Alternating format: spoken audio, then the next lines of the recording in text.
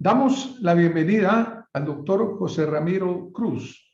Él es químico biólogo de la Universidad de San Carlos de Guatemala, maestro en salud pública tropical y tiene un doctorado en virología e inmunología de la Universidad de Harvard. Bienvenido, doctor Cruz. Muchas gracias, doctora Redondo. Gracias por la invitación y por darme la oportunidad de estar en esta discusión. Muchas gracias. Gracias, doctor. Recientemente, la Organización Mundial de la Salud, con sede en Ginebra, admite que algunos países puedan considerar de forma juiciosa el levantamiento de las normas si tienen altas tasas de inmunidad, sistemas de salud fuertes y curvas epidemiológicas favorables. Y observamos también pues que a principios de febrero recientemente Finlandia dijo es sabio levantar gradualmente las medidas. Noruega y Dinamarca anunciaron medidas similares y Suecia informó que la situación del COVID en Suecia era lo suficientemente estable para levantar esas medidas. Naturalmente que en Guatemala, pues todo el mundo empieza a decir, bueno, pues hay que levantar las medidas. Ya ni siquiera las hacíamos caso antes, pero ahora que hay que levantarlas. Doctor, ¿cuál es su punto de vista en relación a eso que está sucediendo a nivel mundial? Sí, gracias.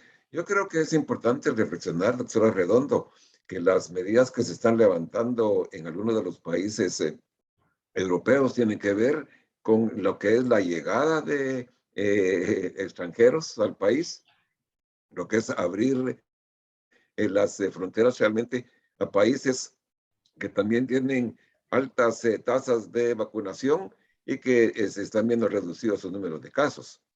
En algunos otros países, como por ejemplo en Brasil, aquí en Estados Unidos, pues hay mucha discusión acerca del uso de mascarillas, que tanto la OMS como también la Unión Europea siguen exigiendo que se use mascarillas. Sobre todo, por ejemplo, la Unión Europea dice claramente que cuando hay más de una persona en algún ambiente cerrado, se use mascarilla, por ejemplo. Se sigue exigiendo que se mantenga el distanciamiento social. Aquí en Estados Unidos hay algunas discusiones que tienen que ver con que no se use mascarilla, sobre todo a nivel de escuelas o en lugares públicos como restaurantes. Pero eso tiene que ver más, creo yo, con una posición política y no basada en el conocimiento de lo que está pasando en el país. Es importante mencionar que Omicron, estamos aprendiendo que causa una enfermedad que es menos severa que las otras variantes y que el virus original. Sin embargo, tenemos que considerar, doctora Redondo, que hay muchas personas que están vacunadas, hay muchas personas que han sido infectadas naturalmente con el virus y por lo tanto un nuevo reto con esta variante Omicron, pues va a tener un resultado de una enfermedad menos severa. Sin embargo, tenemos casos, muchísimos casos, personas que tuvieron enfermedad natural, que se vacunaron y que ahora vuelven a infectarse, aunque sea que tengan síntomas un poquito menos severos. Una de las cosas que yo creo que es importante, doctor, es ver que en los últimos 3 meses, desde que apareció Omicron, se han incrementado a nivel global el 60% el número de casos y en 14% el número de muertes. Entonces uno puede decir, claro, es una enfermedad menos severa, pero la gente que no está vacunada o que tiene algunos otros problemas de salud sigue teniendo enfermedades severas y las muertes han continuado. Tanto es así que yo hice un cálculo de los primeros 26 meses de la pandemia. Las muertes por 12 meses eran alrededor de 2.600.000 por 12 meses. En los últimos 3 meses, este número subió a 2.900 muertes, perdón, 2.900.000 muertes por 12 meses. Quiere decir que se están muriendo más personas. Es cierto que la proporción es menor de los infectados, la letalidad es menor, pero el número de muertes es sumamente alto.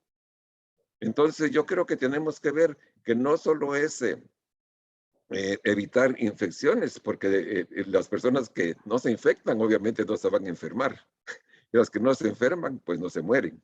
Pero si seguimos teniendo muertes, aunque la enfermedad en general sea menos severa, tenemos que tomar en cuenta el nivel de vacunación y el nivel de infecciones previas. Doctor, muchísimas gracias. Yo quisiera resumir en decir, está bien levantar medidas, pero como incluso dice la OMS, en países epidemiológicamente fuertes que tienen altos índices de vacunación y por otro lado, también no descuidando todas las medidas, seguir utilizando la mascarilla. Vamos a mostrar una gráfica que usted nos envió en la cual se demuestra cómo con el uso de la mascarilla el KN95 menciona usted, se baja significativamente la infección. Así que, doctor, muchísimas gracias por haber estado con nosotros esta noche, por habernos compartido esta visión. Definitivamente a toda nuestra audiencia es que tenemos que seguir teniendo las precauciones, aunque aparentemente haya una liberalización. Esto es peor en Guatemala, en el cual solamente tenemos entre un 27 a un 30% de esquema completo de vacunación. Doctor, muchísimas gracias por haber estado con nosotros esta noche. Es un gran gusto, doctora Redondo, gracias por la oportunidad y espero que Guatemala mejore su tasa de vacunación y que las personas sigan utilizando de manera adecuada las mascarillas y el distanciamiento social. Muchas gracias. Muchas gracias, doctor. Le damos la bienvenida a la doctora Iris Casali, otro de nuestros invitados frecuentes por su calidad profesional y todo lo que siempre nos aporta. La doctora Casali es especialista en inmunología e infectología, con una carrera profesional sumamente exitosa y contributoria. Doctora Casali, bienvenida a Acción Positiva. ¿Qué tal? ¿Cómo está, Francis? Muchas gracias por la oportunidad. Gracias, doctora. Quisiéramos hablar sobre Omicron, lo que está sucediendo en el sentido de que hemos visto, hemos oído pues, en otros reportajes el hecho de que Omicron aparentemente es muy benigna y toda la gente empieza a verla como que me dé Omicron porque Omicron realmente es muy benigna, no pasa nada, es una gripe fuerte. Hemos visto también pues noticias de la Organización Mundial de la Salud, hemos oído a otros distinguidos colegas en las cuales el número de casos es muy alto e incluso las hospitalizaciones también. Se menciona que han habido más casos en los últimos 20 meses, 20 semanas, que en todo lo que duró el año anterior. Entonces, la pregunta acá, doctora, la observación es, ¿podemos tomar a la ligera el Omicron o no? Bueno, yo creería que estamos confundiendo algunos términos. Omicron es una variante que tiene la particularidad de que se transmite más fácilmente. Es decir, una persona positiva puede infectar hasta a 10 personas más. Eso la hace muy transmisible. Pero también sabemos que para el número de positivos que tiene, la cantidad de gente que se hospitaliza es menor en proporción. Sin embargo, sabemos también que hay gente que se hospitaliza nunca al grado que sucedió con la Delta. Con la Delta era menos transmisible, pero más severa, y esto es la diferencia. La Omicron es una variante que efectivamente se transmite más y es menos severa que la Delta, pero el término que se confunde acá es que cuando decimos que es menos severa, ¿con quién la comparamos? La comparamos con Delta, que es una variante muchísimo más severa. Ahora, sí hemos visto casos de gente con Omicron que llega a los hospitales y esto se ha reportado no solamente en nuestro país, sino también en el planeta. Y las personas que llegan al hospital por Omicron son aquellas personas que, número uno, no están vacunadas, que tienen comorbilidades, es decir, diabetes, hipertensión, son problemas renales, la edad, y esto influye para que la respuesta no sea buena. Así que, por favor, cuando hablamos de Omicron no la tomemos tan a la ligera, porque la gente que no se ha vacunado y aquellos que tienen enfermedades asociadas todavía tienen riesgos de irse a un hospital. Muchas gracias, doctora. Ahora hay muchas preguntas. Tú sabes, doctora, que este COVID ha estado lleno de muchas preguntas, de muchas dudas, de mucha información que no falsa, sino que es inexacta. Entonces, por ejemplo, hay mucha gente que pregunta, mire, desde que yo me expuse a un contacto hasta que me aparece, ¿cuántos días pasan? Y por otro lado, combinado en la misma pregunta, ¿a los cuántos días de haber estado expuesto yo con alguien que salió positivo, debo hacerme la prueba? Dos excelentes preguntas muy relacionadas. Cuando hemos tenido contacto con alguien, se calcula que más o menos son 3 días el tiempo en el cual nosotros podemos empezar a tener síntomas. Es mucho más corto. Tomando en cuenta que el tiempo es mucho más corto, la prueba la podemos hacer prácticamente después de haber tenido el contacto y presentar los síntomas. Obviamente, cuando empezamos síntomas, no esperar a estar peor, puede ser el día número 3, e incluso si tenemos muchas dudas, podría incluso hacerse al día número 2 de haber tenido el contacto. Mi sugerencia es hacerlo a partir del tercer día del contacto, porque ahí vamos a tener más posibilidades de encontrar el virus. Muchas gracias, doctora. Ahora, por ejemplo, ¿qué prueba? PCR, antígeno, anticuerpo. ¿Qué prueba es la que tenemos que hacernos, doctora? Las pruebas que detectan al SARS-CoV, al COVID, son pruebas que pueden ser o de la nariz o de la sangre. Si es de la nariz, están buscando al virus. Si es de la sangre, están buscando anticuerpos.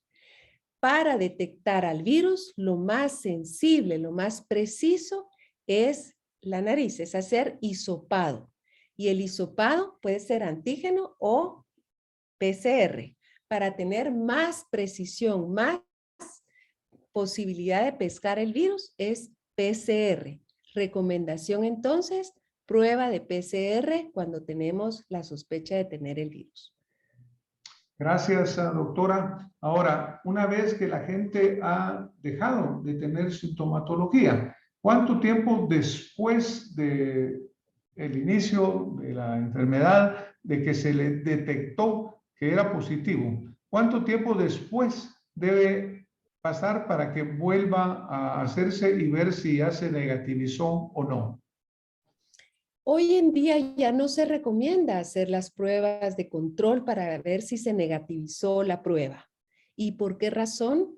Porque sabemos que la PCR puede permanecer, esa prueba puede seguir detectando restos de virus por 90 días incluso.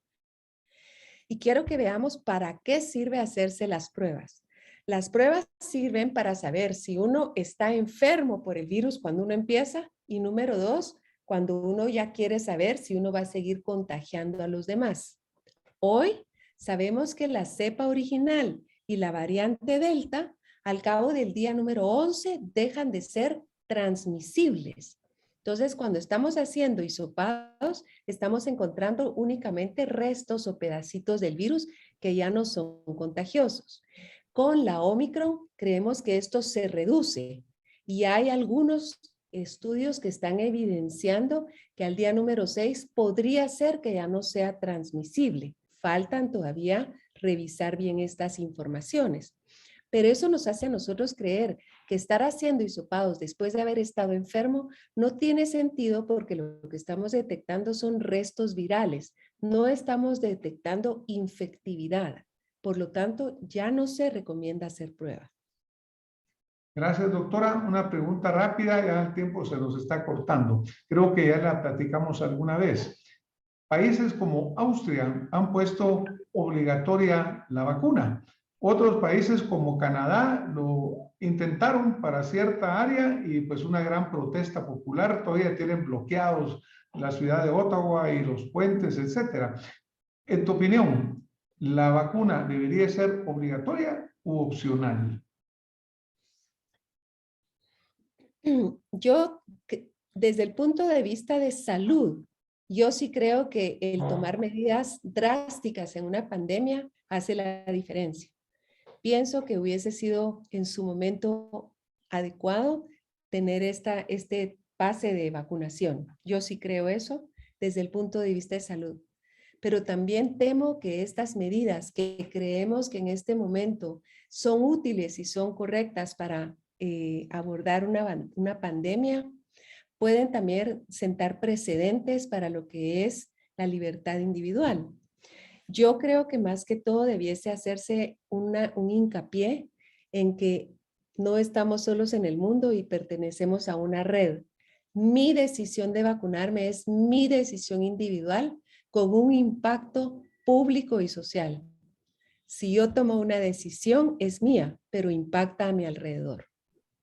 Claro, dentro de algunas respuestas que tuvimos anteriormente, alguien decía, mire, es opcional si yo vivo en una cueva alejada del mundo y es obligatoria si vivo en medio de una sociedad. Un tema interesante para discutir. Doctora, muchísimas gracias por haber estado con nosotros esta noche y por haber aportado su experiencia a Acción Positiva. Muchas gracias, doctor. Un abrazo para todos y gracias por su increíble trabajo. Gracias, doctora. Hemos escuchado importantes mensajes de distinguidos profesionales. La doctora Casali, el doctor Edgar López y el doctor José Ramiro Cruz. Todos coincidimos en que Omicron no hay que tomarlo a la ligera.